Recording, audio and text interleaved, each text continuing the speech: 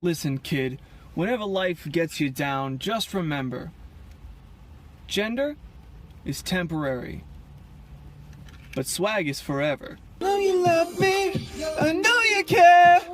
Just shout whenever, and I'll be there. You are my Euphoria. You need it. You deserve it. I'm so confused about how this works, but I'm just gonna do it. So, this. Wait, I'm scared. Wait. If this ended up on your algorithm, you're probably either my roommates or you're just as mentally unwell as I am. I have spent my entire life surrounded by people that have ADHD and anxiety and are very neurodivergent. My family, everyone in my family has ADHD, and I've never spent time around people that weren't like that until this year, where I live with 3 people who are just like, their brains just work. It's phenomenal. I want to be them so bad. But I imagine they look at me the same way I look at them, where I'm like a little scientist, my little scientist notebook, and I'm like, species A and B sit down to do homework on Monday. Homework is due Friday. They will proceed to do it for a half an hour each day between Monday and Wednesday to finish it on time. And I'm like, I didn't know you had that option. I didn't know you could do that. I thought you had to do it Thursday night 10 minutes before it was due while crying. Crazy. But I imagine they think the same thing about me when we're sitting in the living room like watching a football game, right? And I stand up and I go, I know what to do. And then I walk to the middle of the living room and I take my pants off and I'm like, sorry, they felt weird. And they're like, what? And I'm like, oh, I didn't like the way they felt on my skin. And they're like, what? And I'm like, what? Bro, all these people just come out as bi, or gay, or trans, cause it's the trend now, okay? Kiss a dude then. Kiss a person of the same fucking sex then. Go on, pussy. If it's a fucking trend and it's just so easy to change around your whole fucking identity and shit, try it one time. Test the waters, bitch. Put your fucking toe in the water. Put your fucking toe in, goddammit, and then put it in my mouth. Hey friends, but you didn't see me there. Welcome to another installment of Can I Hit It With a Hammer? Today we're gonna do shower doors. I bet you were taking a shower the other day. I know I was. And you thought, can I hit this with a hammer? That's what we're here to find out. Also, this is glass. Don't do this at home. Okay? I'm a professional. TikTok, don't take down my videos. Where's my hammer? Hammer. What? Hammer. Hammer side. That's okay. Claw side. That's okay too. So, Hot tip if you're ever speaking to a straight man, if they ask you who your favorite superhero is, look them dead in the eyes and say Lava Girl from Shark Boy and Lava Girl. And then just kind of like watch it play out on their face. It's pretty subtle, but it's also really fun. Judging you based off of your favorite Will Wood song. If your favorite is Hand Me My Shovel, I promise you that you are sick enough and that you are worthy of recovery.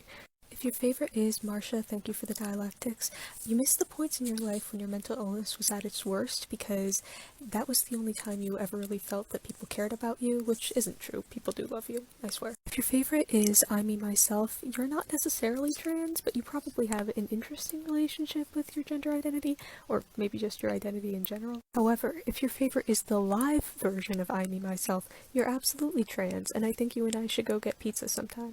Cottagecore lesbian, but with extra pain. If you like Well better than the alternative, who hurt you? Like, who hurt you, and are you doing okay? I know you're not, but I also know that you're not gonna bring it up unless I ask you. I can't stop myself from looking and noticing you, noticing me. Watch out, I've seen a type before. That girl is so dangerous. That girl is so dangerous. That girl is a bad girl. I find it so funny when I see people calling trans people transformers as like an insult.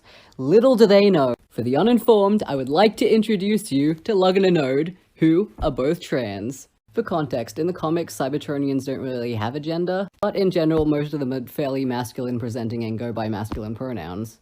But upon traveling the galaxy, a lot of them find races with multiple genders, and are like, hey, I like this better. Anode herself explains it better here, you can pause to read. This isn't just forced diversity either, they're very well written characters. And the cherry on top is the fact that they're a couple. Look at them, they're so cute. And they're not even the only trans Transformers. RC is also trans. And she also has a girlfriend. I could go into how gay the comics are in general, but that's a whole other video. So trans folks, if you get called a Transformer, take it as a compliment. Got a feeling creeping under my skin. My blood thickens, I'm touching, I'm feeling guilty within. Never gotten a full grip, my sanity slips and all the straws running thin. Gotta keep up and running, keep goofy fronting, go to work. Don't care if I'm really ready. The worst part to me about being male presenting is that everybody always assumes that my makeup means something. They go, oh, what does that X under your eye mean? What does the black eyeliner mean? What does the black nail polish mean? It means I'm cute. It means I'm cuter than you, Kyle. SCPs I could beat in a fight because I am built different, part 6. SCP-3999. SCP-3999 is an eldritch being that traps you in your own torture hell to torment you for all of eternity. However, unlike the poor bastard James Talleyrand, I would escape its clutches after only moments, and here is why. I am already bored all the time, and also I am stupid as hell. With my American tolerance for life being a waking nightmare combined with my inability to understand what's going on at any given moment, SCP-3999 would quickly be dissolved into the oblivion that is my cavernously empty skull. These people are like, never talk about the fact that you're trans, otherwise you're an attention seeker, and you make every cis person hate trans people. This is why I personally hate you. But also, tell everybody that you are trans, otherwise you are committing a cis-phobic hate crime. I am being hate crimed right now. It is your fault if you date someone and later they murder you because you didn't tell them you're trans. It is your fault. But also, never talk about being trans. But also, tell everyone all the time. But also, never talk about it. But also, tell every single— Stop scrolling. What you know about disabilities and Black history? Have you ever thought about how ableism impacts how we celebrate Black history? Ableism being the discrimination in favor of able-bodied people? What if I told you that the great Harriet Tubman had a disability, epilepsy to be exact? What would you say? My point is that there's an ableist erasure in how we celebrate Black history, and I'll explain what that means. And when I say ableist erasure, I'm talking about the literal removal of all traces of disability when it comes to our celebrations of Black history. Muhammad Ali, dyslexic role model, fought in the ring. Maya Angelou, a legendary poet and civil rights activist who had a disability, inspires generations. Missy Misdemeanor Elliott serves as a role model for young women with disabilities. Whoopi Goldberg, a talented Black actress who has dyslexia. When it comes to Black history and disability, it's important to note this includes more than 5.6 million African Americans living with disability in the U.S. and 3.4 million of them who are working age African Americans with disabilities right now. This entire video is brought to you by the understanding of intersectionality, racism, and ableism. I have received a few comments on my Genius interview that said, like, oh wow, she does not even need auto-tune. She sounds just like the song. And thank you, that's nice, I appreciate it. It didn't occur to me to use auto-tune. If I had thought of it, I super would have, like, I'm not above it, I'm far below it, and in fact, I just purchased auto-tune, so I'm super gonna be fucking using it in the future. I love when the pitch is, like, fucking correct, and I love when shit sounds like a cyborg. I'll try not to overuse it. Oh, this right here, the one. As a queer person with cishet friends, if I hear them say anything to their children about this is for boys, this is for girls, I'ma show up like. I feel like this should be obvious, but I guess it's not. You know how when you're in an office or a store or something and you see like a handmade sign telling people not to do a very specific thing? You know, like there's a sign that says, do not stick your dick in the cash register. And you think, oh, somebody must have stuck their dick in the cash register enough times that, you know, that would require a rule. Government regulations work the same way. So if you're a libertarian and you find yourself wondering, why is there so much government regulation and government oversight to make sure that I'm not sticking my dick in the cash register? I'm not going to stick my dick in the cash register. Those regulations exist because somebody did stick their dick in the cash register, and they did it enough times that they had to make a rule. So if you're thinking, oh, we don't need those regulations because people won't do that, if people weren't doing that, there wouldn't be a regulation. I'm gonna buy this. I'm gonna fuck. Okay, so I got the shirt. I'm gonna show you guys how I plan on wearing it tomorrow, because right now I don't feel so good.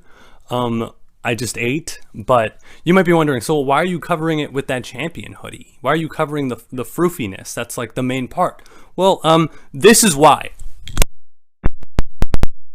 Why? What? What? Look at that. Look. What? Rating the currency symbols. First up is the dollar. I'm not gonna lie, I quite like the dollar sign. It's a very pleasing shape, easy to do, so it's easy to learn when you're a young kid. 8 out of 10. This does not mean I like you, America. The euro. Probably one of the best. For some reason I just like it. Although for the longest of time I didn't realise that it was actually a currency sign. I used to think it was a weird C. But since learning, you know what, it's a solid design. Like the American dollar sign, very easy to do, but it looks cooler, so you're getting a 9 out of 10. The pound sign. It's ugly as fuck. Like, I'm not just saying it, it is ugly as fuck. It looks like an L with erectile dysfunction. 3 out of 10. The Polish zloty. I really like the zloty symbol. I like that it looks like an abbreviated form of zloty. 10 out of 10 for me. Philippine peso. I like this symbol, but there's just something missing for it. Like, I feel like it could definitely be improved, but I'm not sure how. Like, it looks fine on its own, but when you start putting numbers after it, it looks a wee bit weird. Nevertheless, 6 out of 10.